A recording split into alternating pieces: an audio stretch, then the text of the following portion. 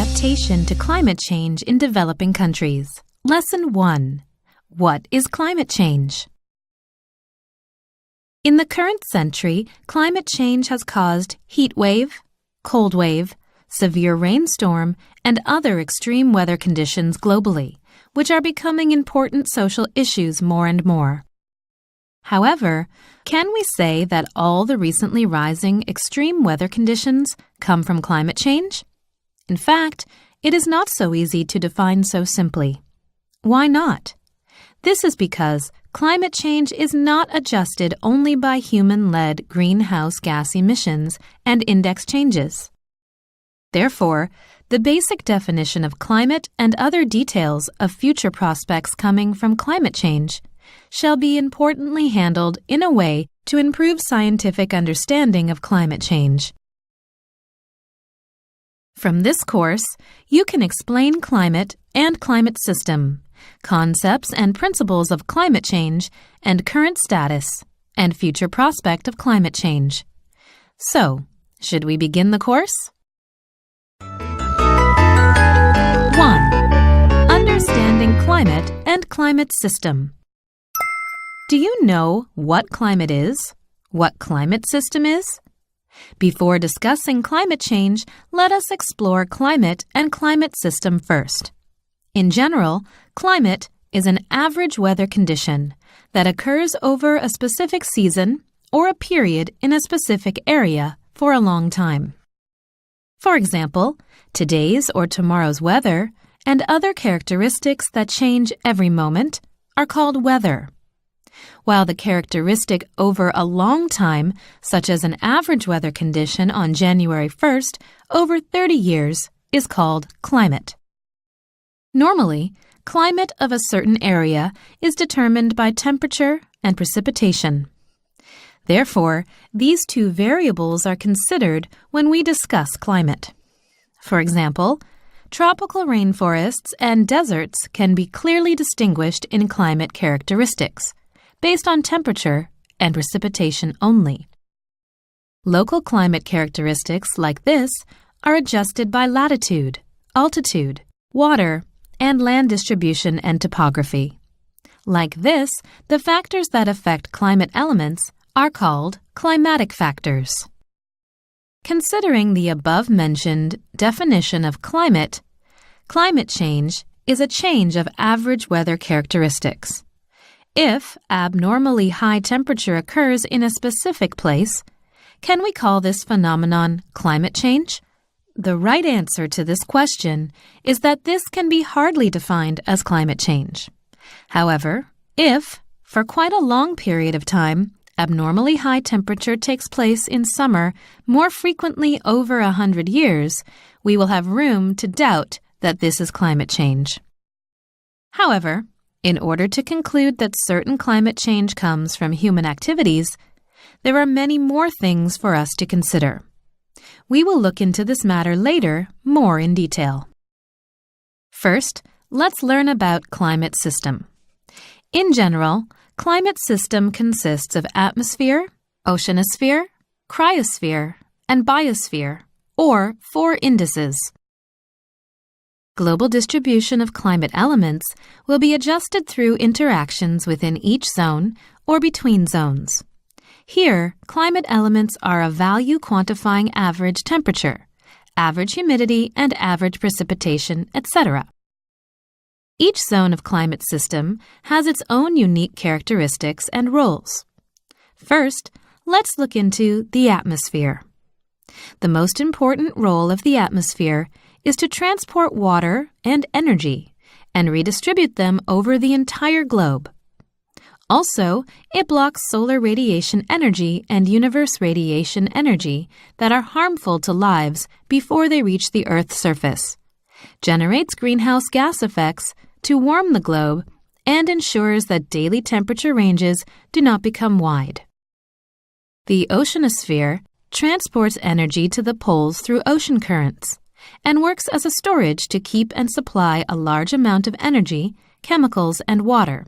Especially, the oceanosphere is known to absorb 10.5 billion tons, calculated as 1.2 billion tons, in the air is deducted from 22.5 billion tons of carbon dioxide emitted from combustion of fossil fuels and arising from reduction of forests. The oceanosphere's absorption of carbon dioxide is significantly reducing the increase of density of carbon dioxide in the air. However, the ocean capacity to store carbon dioxide as the ocean water temperature rises will apparently fall, and if ocean water temperature increases due to climate change, increase of density of carbon dioxide in the air can be accelerated more than now. In other words, sometimes the ocean may absorb some of carbon dioxide in the air, and on other occasions may emit carbon dioxide to the air. The cryosphere, among others, Arctic sea ice works as an insulator that blocks exchange of energy between ocean that is relatively warm in winter and air. Also, it is very sensitive to climate change and lets us know the seriousness quickly, so it is called a canary in a coal mine. Loss of sea ice affects not only the North Pole, but also cold waves of the middle latitude and areas other than the North Pole, such as increase of heavy snow. Therefore, it is very important for climate change. While sea ice does not affect the sea surface rise even if melted fully, land ice taking up the most part of cryosphere will have a direct impact on the rise of sea surface, which makes it important. Biosphere may mostly affect energy balance and local climate. Do we have an example? As for deserts, energy balance comes mostly from sensible heat and radiation energy. If vegetated, evapotranspiration will become active, decreasing the role of sensible heat and increasing the role of latent heat. As can be seen from this, it mostly affects energy balance in a relevant area. However, sometimes changes of vegetation change the air circulation field, which may affect the nearby areas. 2. Concepts and principles of climate change.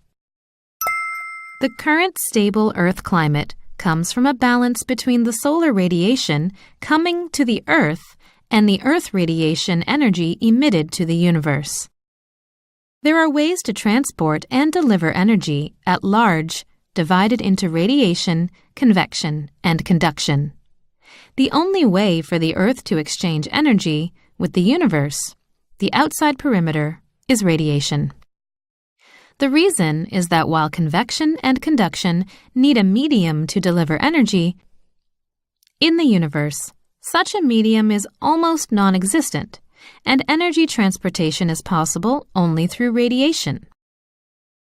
On average, the solar radiation energy delivered to the Earth is 340 watts per square meter, while the Earth radiation energy emitted to the universe from the Earth's surface will get even with the solar radiation energy entering the Earth. Calculating based on the Stefan-Boltzmann's law, the average temperature of the Earth shall be negative 18 degrees Celsius. However, this is much lower than 15 degrees Celsius, the average temperature of the Earth. Why is there such a difference? The reason is the effect of the atmosphere absorbing the Earth's radiation energy and re-emitting it to the Earth's surface again, which is called greenhouse effects. However, not the whole air of the atmosphere absorbs the Earth radiation energy. The gases absorbing the Earth radiation energy are called greenhouse gases. Although they take up only a part of the Earth atmosphere, they play a very important role to maintain the Earth temperature as is now. Major greenhouse gases include carbon dioxide, methane, nitrous oxide, freon gas, and vapor. Let's learn more about each of them. Carbon dioxide, if emitted into the air, will remain in the air for 100 years or longer. Density of carbon dioxide in the air was about 290 ppmv at the end of the 19th century and about 340 ppmv in 1982, and recently it is thicker than 400 ppmv. As can be seen in the picture, density of carbon dioxide before the Industrial Revolution changed over a long period of time, but didn't show any such rapid change as after the Industrial Revolution.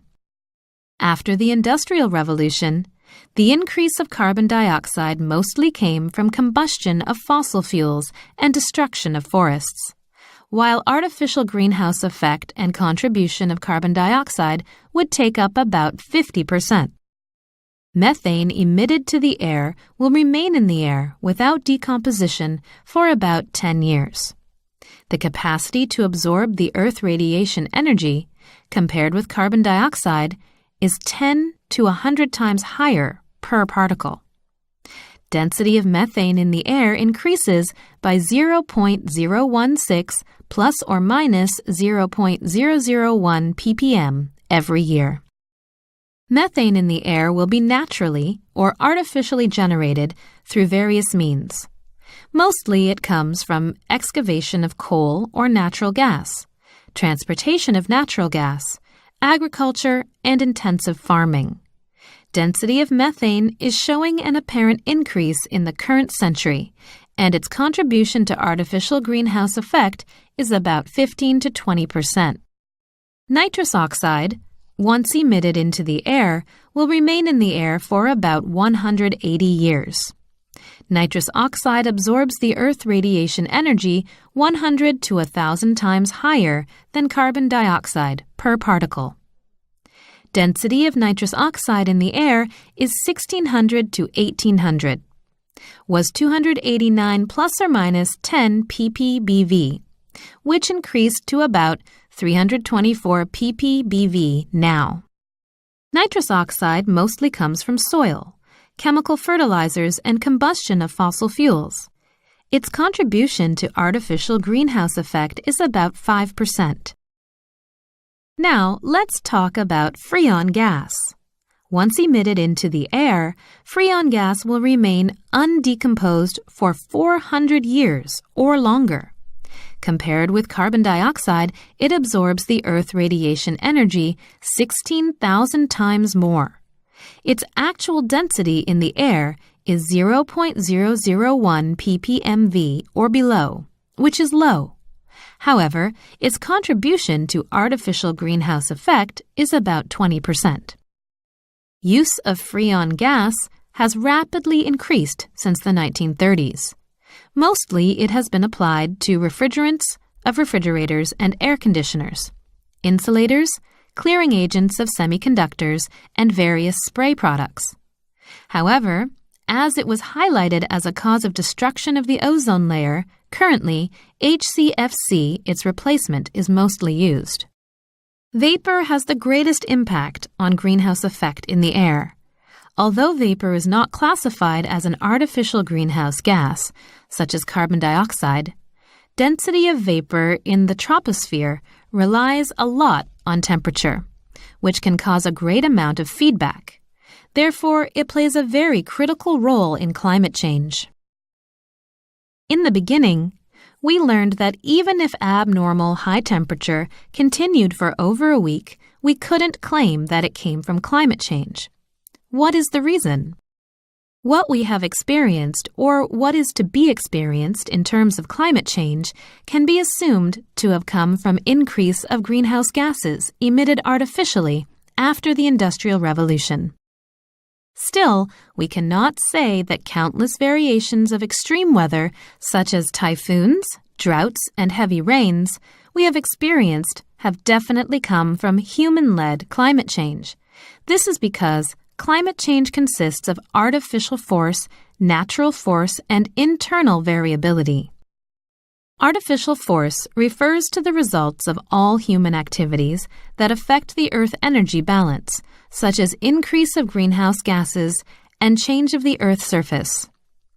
Natural force refers to all natural phenomena that affect the Earth energy balance, such as volcanic and solar activities, while internal variability refers to the climate system variability, such as El Niño and La Niña. Artificial force definitely affects climate change. However, the climate change that we currently experience comes along with natural force and internal variability, and therefore it is hard to directly estimate the effect of artificial force only. Shall we take an example? During the year when El Niño took place, generally stronger typhoons would occur, which should greatly increase strong typhoons in that specific year. Still, it is hard to see immediately if it has come from climate change or not. Hence, normally, when we refer to the effects of artificial force, we use the global climate model to analyze contribution of artificial force to climate change. In general, as for climate change scenario, the Intergovernmental Consultative Body on Climate Change published its 5th report, where the scenario of representative concentration pathways appeared, and this is applied to our discussion. RCP scenario is the representative concentration pathways scenario, about various scenarios of changes of greenhouse gases. Aerosol and soil use that will have radiative forcing reach a specific value in comparison with the current climate by 2100. Data of artificial force based on the RCP scenario will be applied to the global climate model to estimate future climate change. Then, each model will have deviations and internal variability of the model itself. In general, multi-model ensemble applied to minimize the uncertainty of future climate change will offset deviations and internal variability of the aforementioned model itself, enabling you to naturally focus on the effect of artificial force. As mentioned above, multi-model ensemble to estimate climate change from human activities will have the deviations of internal variability of the climate model and individual models removed. Under a same RCP scenario, prospects based on climate models will vary, which implies that there is a great uncertainty of climate change. The causes of such uncertainty vary, including initial value, nonlinearity of an equation that controls the movement of air, and the limit of parameterization of a phenomenon that is similar in size than climate model grid, etc. All factors pertaining to uncertainty of climate models are important. However, we will explore climate change feedback, a factor that can be easier to qualitatively understand for non-major students. Climate change feedback can largely be divided into positive feedback that accelerates climate change and negative feedback that decelerates it. In terms that it accelerates or decelerates climate change, it can greatly affect the degree of climate change.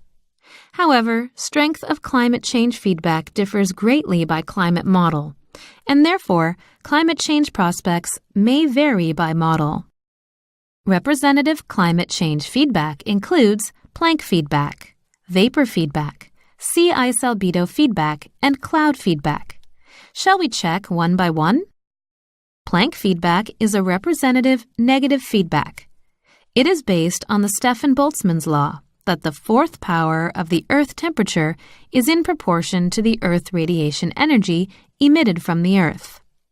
If we can ignore elements of the air or other factors such as albedo, as the Earth's surface temperature increases, based on the Stefan-Boltzmann's law, more Earth radiation energy will be emitted, which means that the Earth cools much faster. As there is a tendency that temperature falls as it increases, Planck feedback is a representative negative feedback. Vapor feedback is a representative positive feedback. In general, it follows the Clausius-Clapeyron relation, that as temperature rises under the assumption that relative humidity is consistent, amount of vapor increases. The greenhouse effect of vapor is the greatest. Therefore, as temperature rises, vapor in the air increases and greenhouse effects become stronger, which is a positive feedback. If the Earth temperature increases, the North Pole sea ice will melt and decrease. The empty space after melting of sea ice will be filled with seawaters.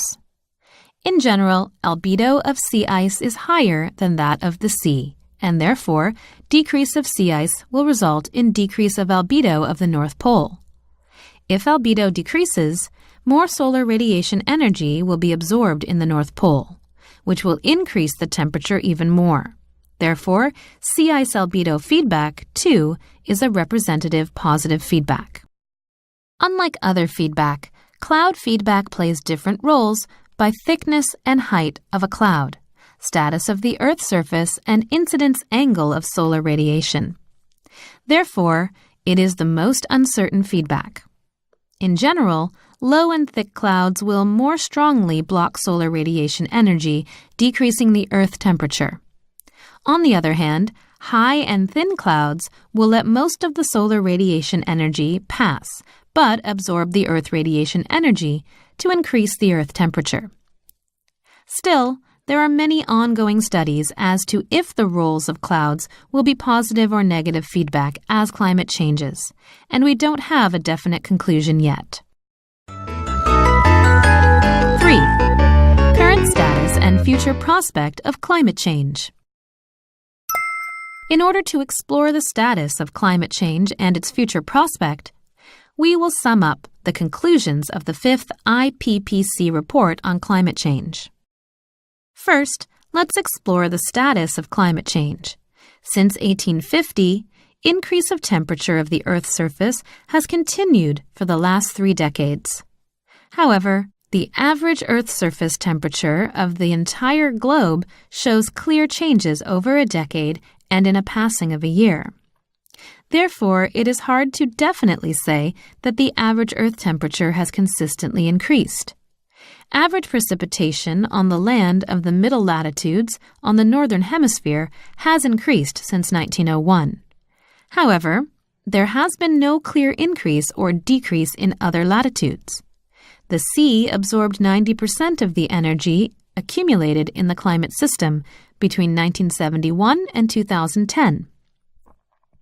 Ocean warming on the globe was its greatest near the surface. Based on the standard top 75 meters of the sea, it increased by 0.11 degrees Celsius every decade between 1971 and 2010.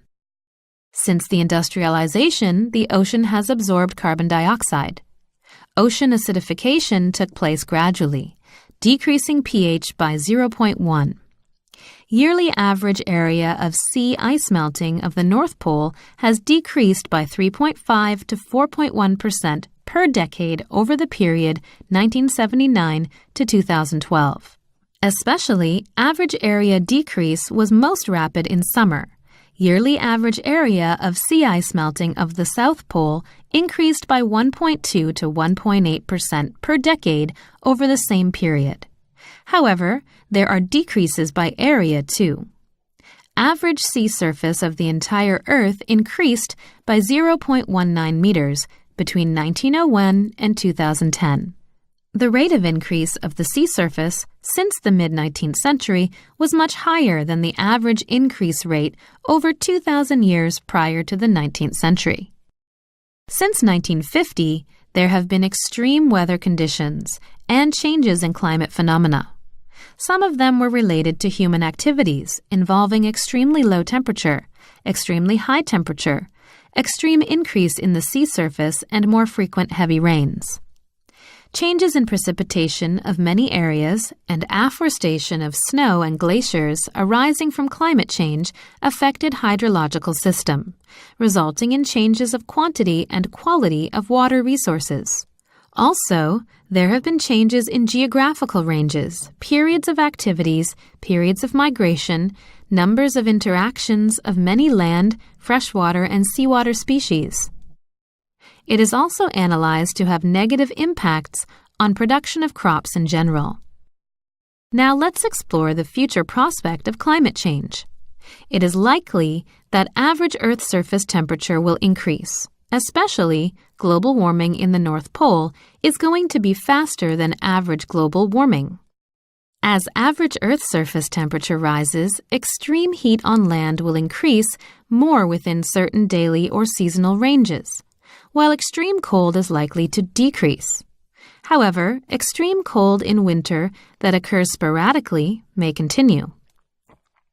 Globally, ocean warming will continue, and warming of sea surface in the tropical and subtropical regions of the Northern Hemisphere will be the greatest. Ocean acidification is likely to be slowly recovered after the mid-21st century based on RCP 2.6.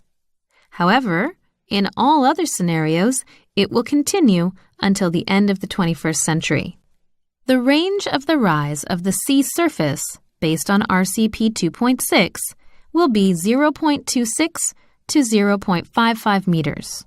Based on RCP 8.5, it is likely to reach 0.45 to 0.82 meters. In all RCP scenarios, decrease of sea ice in the North Pole is expected, while RCP 8.5 views that there will be no sea ice in the Arctic Sea in September, when there is least amount of sea ice before the mid-21st century. Also, the amount of glaciers on the globe, except for those in the South Pole, will decrease by 15 to 55% and 35 to 85% based on RCP 2.6 and RCP 8.5, respectively. Permafrost is likely to decrease as the average Earth surface temperature increases. Also, climate change will cause extinction of many species and affect future food security negatively. At the same time, it will work in a way to deteriorate existing health issues. Ultimately, migration of population will increase due to climate change.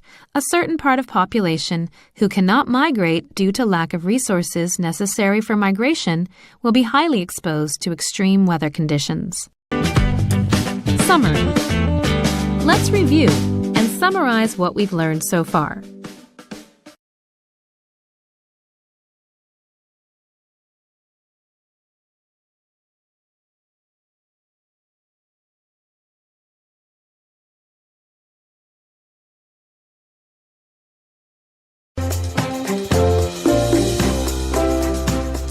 We learned about what is climate change.